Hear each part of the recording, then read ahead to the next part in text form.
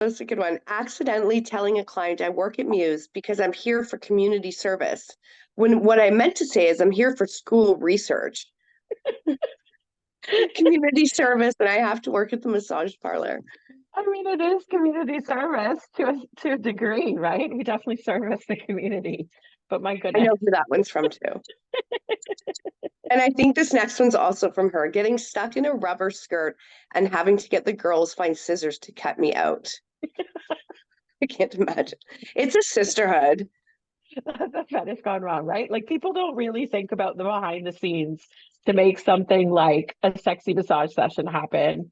It's full of bloopers. It's full of like, Yeah. oh shit moments. Wearing heels that were one size too big, tripping while saying hello to a client, and having one shoe fly off and hit him. Classy. I'd be so mortified.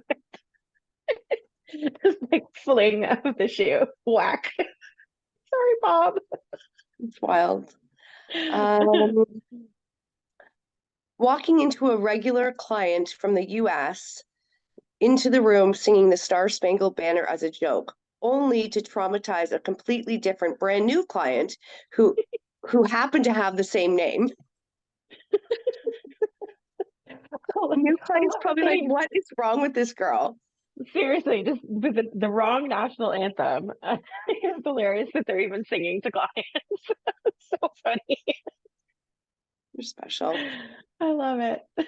Having to take away a client's oil bottle privileges because he decided he was going to use it like a fire hose. Oh my God, we know we hate that one because the cleanup is a bitch, right? The laundry is going to need a few cycles. The floor is going to be slippery for a week. That is terrible. Oil all over the rooms. Right? And no privileges for you. Okay. Having a 4-hour sensory session and running out of ideas. So you depot the plant in the room and sprinkle sand all over your blindfolded client. 4 hours of sensory deprivation is really long. It really is. That really is intense. That's one hell of a session right there. They're so creative though.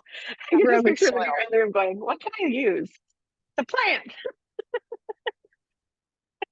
I want to know who these are from. Having a client whose fetish is to moo while I sit under the table and call him a fat cow. Give me a note at the end of the last session because my sound was not authentic enough. Wow. I have a story on that one too, because I had that happen early in my career. I was young and scared shitless of the whole environment and the job. I worked in a really shady place. And we had a client, we'll call him Big Balls Barry, because he was notorious for his ginormous testicles. And sorry, he really liked them to be abused and stuff. And he would bring in a script they would write on the paper. He'd tape it up on the wall and you had to like read through the script. And in the middle of a session, I went and looked to the wall to like refer to the script. And he lost it on me, just like enraged, yelling at me because I didn't bother to study. I was like, yeah, how are you looking at the damn script, Emily? You didn't memorize your lines. I was like 20 years old, terrified of this giant man and his big testicles and he had booming voice just screaming at me because I didn't memorize my lines. I was like, I'm sorry, Barry. Big Balls Barry. Big Balls Barry. Okay. Doing a duo with another girl who mid-session pops her toe out of place and having to distract the client while she hobbles behind him. Yeah, I don't know why you're just not honest at this point. I wouldn't try to hide it. I'd just be like, shit, like this just happened. What a way to like kill the mood though. These injuries. Tell me it's a hazard. Sending my client whose fetish is being forced to clean things out of the room to do the laundry for the spa while we were backed up on towels. Spa girl win. Hashtag. That is a win. I like that one. That's a legit win right there. Get someone else to do it. That's great. I think there is a lot of clients that enjoy or like their fetish is to be used and abused in that sense, that they want to do the cleaning and the helping. So yeah, laundry problems, get at it.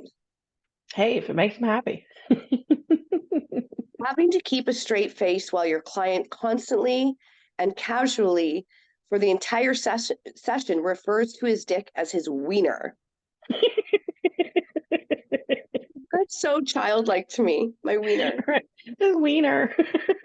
Oh my God. Oh, that's terrible.